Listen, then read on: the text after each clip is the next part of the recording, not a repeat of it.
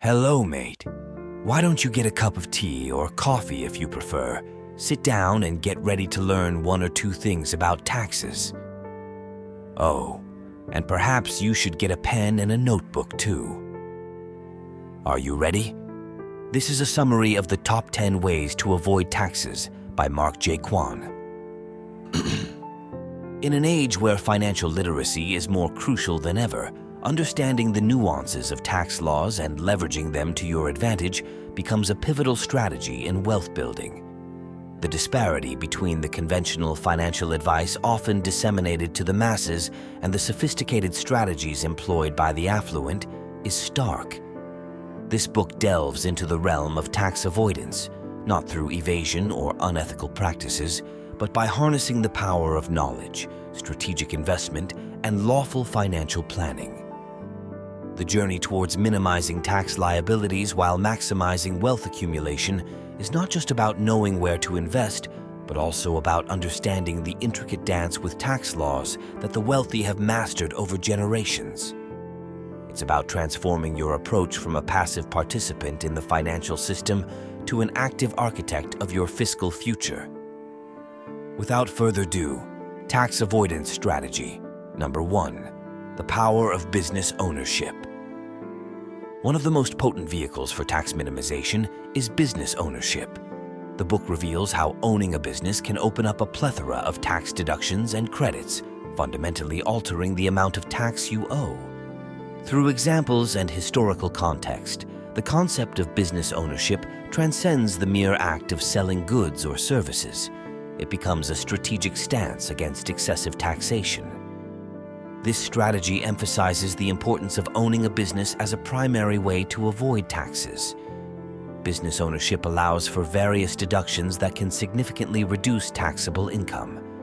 It covers how the rich educate their offspring on running businesses and investing as a means to avoid taxes, contrasting with the conventional advice given to the general populace.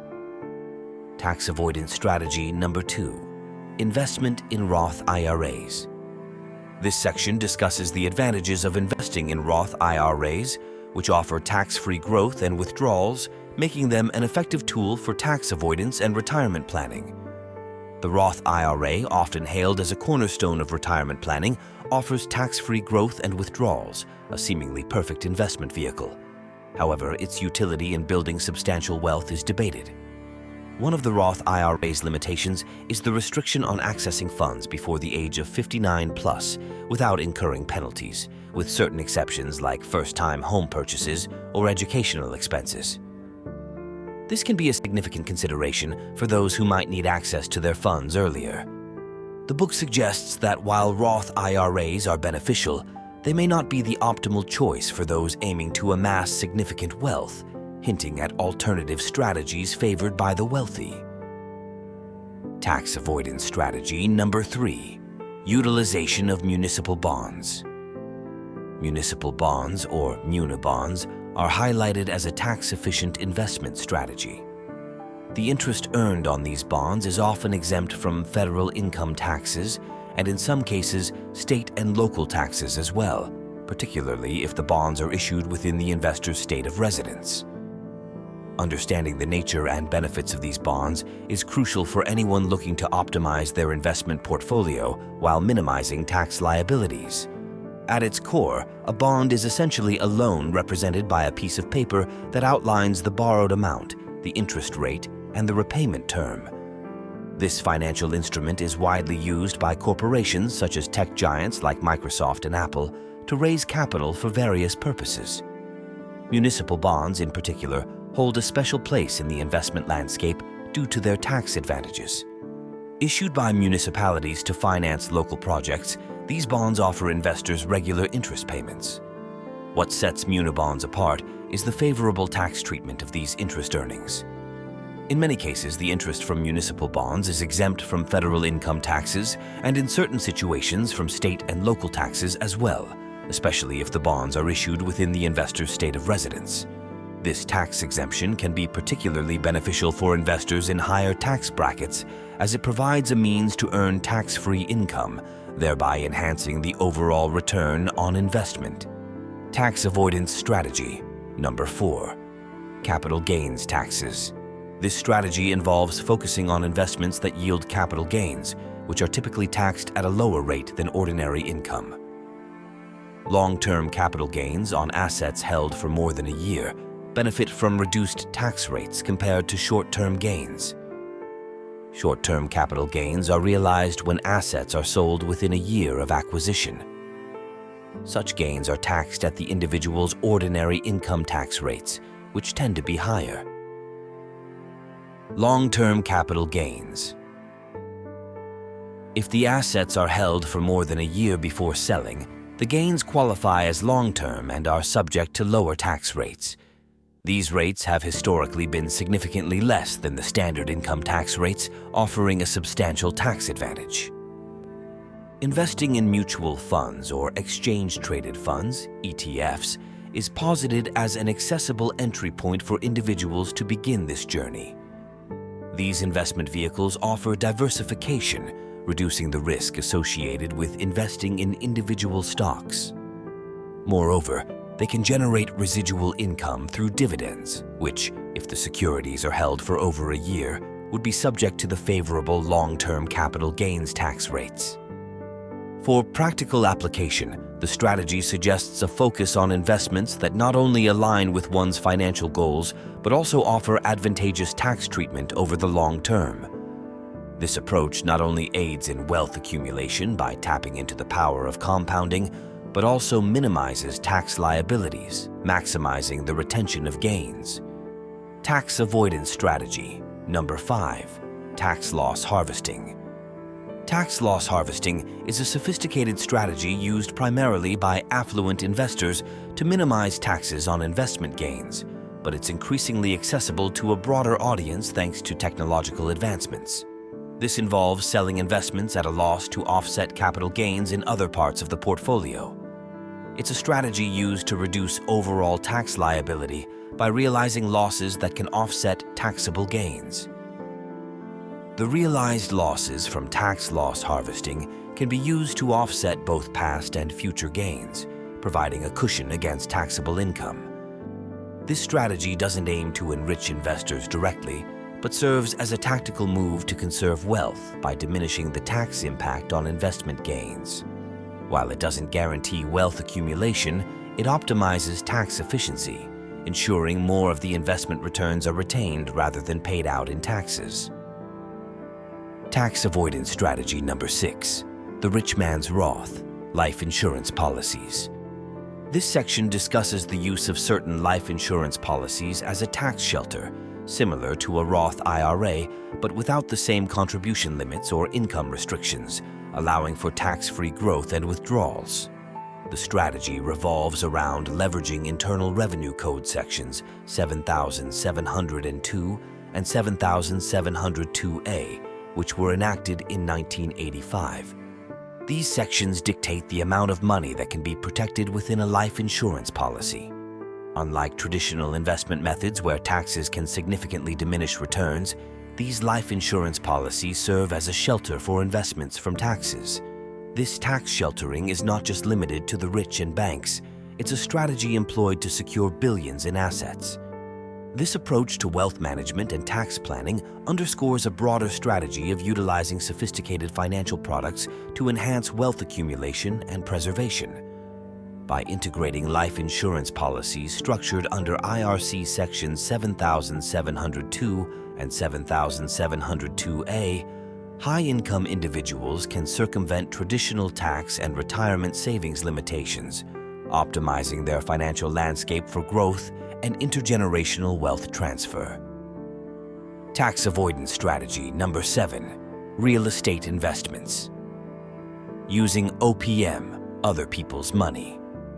Real estate investments can offer significant tax advantages, including deductions for mortgage interest, property taxes, and depreciation.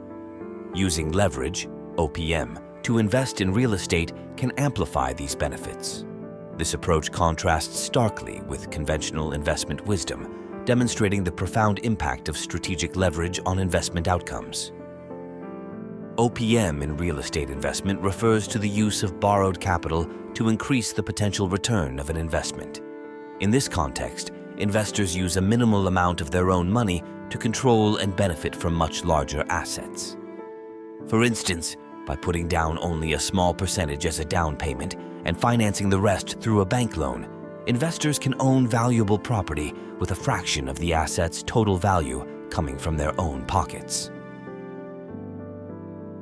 The advantages of using OPM are: 1. Leverage. OPM allows investors to control assets much larger than what they could afford using only their own funds, increasing their potential returns. 2. Return on investment, ROI. With less of their own money invested, the ROI can be significantly higher as gains are made on the total asset value, not just the investor's initial outlay. 3. Risk mitigation. While using OPM increases financial leverage, it also spreads personal risk. If an investment fails, the investor loses less of their own money. 4. Tax advantages. Real estate offers various tax deductions, such as mortgage interest and property depreciation, which can further enhance the attractiveness of using OPM for investments. Tax avoidance strategy number 8. SEP IRAs for self-employed individuals. Simplified Employee Pension, SEP. IRAs present a tax-advantaged retirement saving option particularly well-suited for self-employed individuals and small business owners. This strategy allows for a higher contribution limit compared to traditional IRAs, making it an attractive option for those looking to maximize their retirement savings and minimize their taxable income. Some key features of SEP IRAs are: 1. High contribution limits. SEP IRAs allow contributors to save a significant portion of their income, up to 25% of their net earnings, with a cap that adjusts annually for inflation. This high limit provides a substantial opportunity to decrease taxable income while bolstering retirement savings. 2. Tax deductions. Contributions to a SEP IRA are tax deductible, lowering the individual's taxable income for the year in which contributions are made. This immediate tax benefit makes SEP IRAs an effective tool for reducing current tax liabilities. 3. Tax-deferred growth. Similar to traditional IRAs, the investments in a SEP IRA grow tax-deferred. Taxes are only paid upon withdrawal, allowing the investments to compound over time without the drag of annual taxes on gains, dividends, or interest. 4. Flexibility. SEP IRAs offer flexibility in contributions, allowing for varying contribution amounts each year based on the business's profitability. This flexibility is particularly beneficial for businesses with fluctuating income. And finally, 5. Simplicity. Setting up and maintaining a SEP IRA is relatively straightforward, with minimal paperwork and low administrative costs, making it an accessible option for small businesses without the resources to manage more complex retirement plans. While SEP IRAs offer significant benefits, they may not be the optimal choice for all self-employed individuals or small business owners, especially those aiming for the most aggressive growth of their retirement savings. The book hints at a cautious stance towards SEP IRAs, suggesting a preference for investing strategies that might offer more substantial long-term benefits, even if they involve paying taxes on the seed rather than the harvest. Tax avoidance strategy. Number 9. Depreciation on rental property. Depreciation is an accounting method that allows property owners to allocate the cost of tangible assets over their useful life. In the realm of rental property, this means that owners can deduct a portion of the property's value from their taxable income each year, reflecting the property's wear and tear or obsolescence. The text clarifies that depreciation is based on the property's value, excluding the land, and is calculated over a fixed period, 27.5 years for residential rental property, as per IRS guidelines. This annual depreciation deduction can offset rental income received, potentially reducing the property owner's tax liability. Importantly, this tax benefit applies even if the property's market value increases, creating what is known as a phantom expense or paper loss. A key point made is that you cannot depreciate the land itself, only the buildings or structures on it. Tax avoidance strategy number 10. Die. Chapter 10 of the book delves into an unconventional yet pragmatic aspect of tax avoidance strategies, which is planning for the eventuality of death. The narrative begins with a personal anecdote where the author reflects on the financial implications of their potential demise while hospitalized. Amidst this critical moment, the author takes stock of their financial preparations, including life insurance, beneficiary designations, wills, trusts, and a power of attorney, emphasizing the importance of being prepared for death, not just from a personal or emotional standpoint, but also from a financial one.